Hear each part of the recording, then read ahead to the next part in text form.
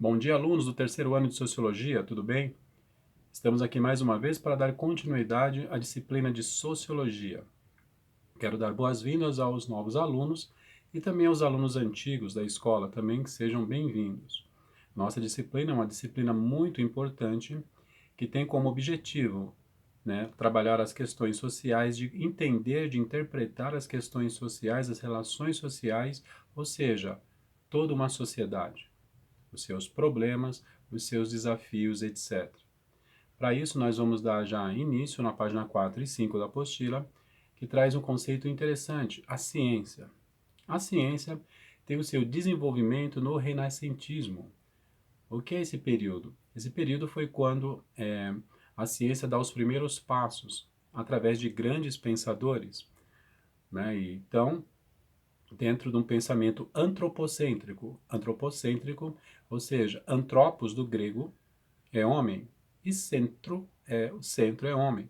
Então o homem é o centro de todas as coisas. Então antropocentrismo significa que o homem é o centro de todas as coisas. Ou seja, o ser humano começou a, a ter uma expansão dentro da ciência nessa época, começou a desenvolver métodos científicos.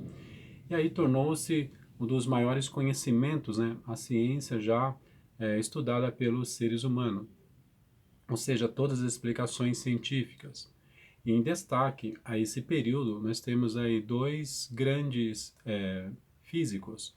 O Nicolau Copérnico, né? Nicolau Copérnico é do século XVI, ele era físico, ele era astrônomo, era matemático. Nós temos aí também o Galileu Galilei, que era físico, matemático, astrônomo e também filósofo. O que esses dois eles representavam na época? A ciência, porque eles questionavam a Igreja Católica na questão do geocentrismo. A Igreja Católica dizia, né, que eles detinham todo o conhecimento na época, ninguém podia questioná-los, dizia que a Terra era o centro de todas as coisas, ou seja, centro do universo. Geo é Terra. Então, geocentrismo, a Terra era o centro de todas as coisas. Nicolau Copérnico e Galileu Galilei discordavam. Eles diziam que o Sol era o centro do universo e a Terra girava em torno do Sol, ou seja, o heliocentrismo, porque hélio do grego é Sol. Então o centro era o Sol. Então havia uma disputa. A Igreja Católica dizia que o Sol girava em torno da Terra. E Galileu Galilei e Nicolau Copérnico dizia ao contrário, que a Terra girava em torno do Sol. E aí, nesse confronto aí, o Galileu Galilei quase ele morre, executado pelo Tribunal da Inquisição, porque ele estava indo contra as ordens da Igreja Católica, e aí ele foi condenado ao Tribunal da Inquisição, porque a Igreja Católica dizia que era o Sol que girava em torno da Terra, porque quando de manhã, nós vemos o Sol nascendo no leste e se pondo no oeste.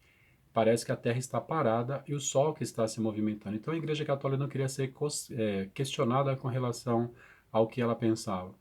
E aí, quando ele estava indo para o tribunal, ou seja, condenado à morte, Galileu Galilei resolveu falar para o algoz dele que ele estava errado, que ele ia se retratar com a igreja, e foi por esse motivo que ele não foi morto. Mas o Galileu Galilei, como o Nicolau Copérnico, eles estavam corretos, eles estavam certos na teoria do heliocentrismo, ou seja, o Sol gira, a Terra gira em torno do Sol, os planetas giram em torno do Sol, e o Sol permanece no centro do universo, ok? Então nós temos esses dois grandes pensadores da época, e aí vai se desenvolvendo a ciência. Durante os séculos seguintes, vão surgir aí os pensamentos influenciados pelos iluministas, né? Muitos iluministas vão começar a surgir e a sociedade vai ser influenciada por esses pensamentos científicos e tecnológicos, como por exemplo a teoria da gravidade universal de Isaac Newton no século XVIII. Então Newton lançou a teoria da gravidade.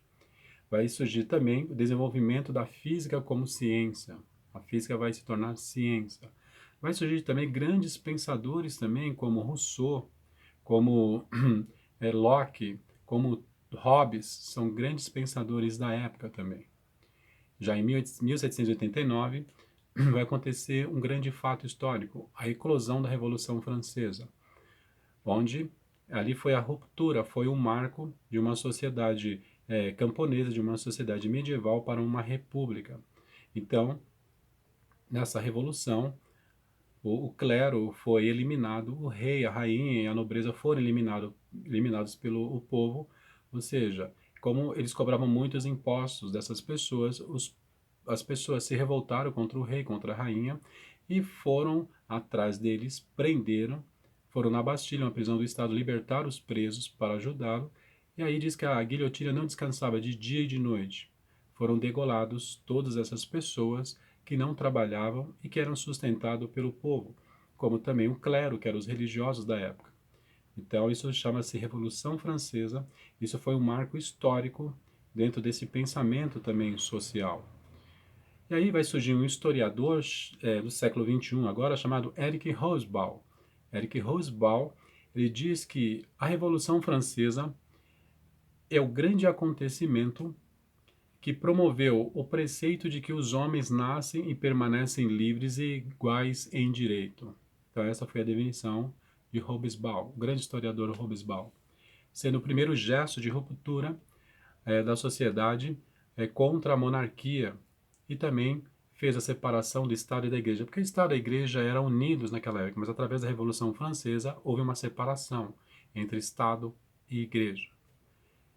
E aí na página 6, na página 8 da nossa apostila, nós vamos ter aí Augusto Comte, o pai da sociologia. Ele nasce em 1798 e morre em 1857. É um filósofo do século XIX, francês. Ele vai dar o pontapé inicial para estudarmos a sociologia. Ele vai se basear na Revolução Francesa e na Revolução Industrial, essas duas grandes revoluções, e vai criar a sociologia, vai começar a estudar a sociedade. Mas para que ele estude a sociedade, ele vai precisar se basear em algumas disciplinas das exatas. Né? Então ele vai se basear na física, na química e na biologia. Através dessas três disciplinas, ele vai começar a dar o pontapé inicial para estudarmos e para concretizarmos a ciência chamada sociologia. Sócio, sociedade. Logia, estudo, estudo da sociedade. Então, o pai da sociologia é o grande pensador sociológico chamado Augusto Comte. Augusto Comte dá o primeiro passo para nós estudarmos a sociologia enquanto ciência. É uma ciência da área da humanas.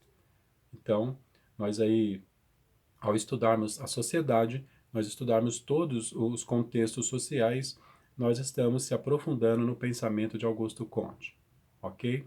Então, nós vimos aí a questão da ciência se avançando, a ciência surgindo lá, né, no período renascentista, né, nós vamos ver esse período se aproximando cada vez mais, se evoluindo cada vez mais, surgindo grandes pensadores da época, né, e a ciência vai se evoluindo e vai surgindo essas revoluções e vai surgindo a sociologia enquanto ciência. Então, sociologia é uma ciência da área da humanas.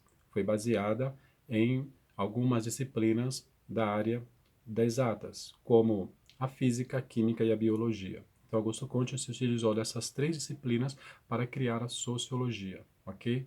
Então, sociologia é estudo da sociedade. Quero agradecer aqui a atenção de todos vocês e aguardo vocês numa próxima aula. Tchau, pessoal, e bom estudo!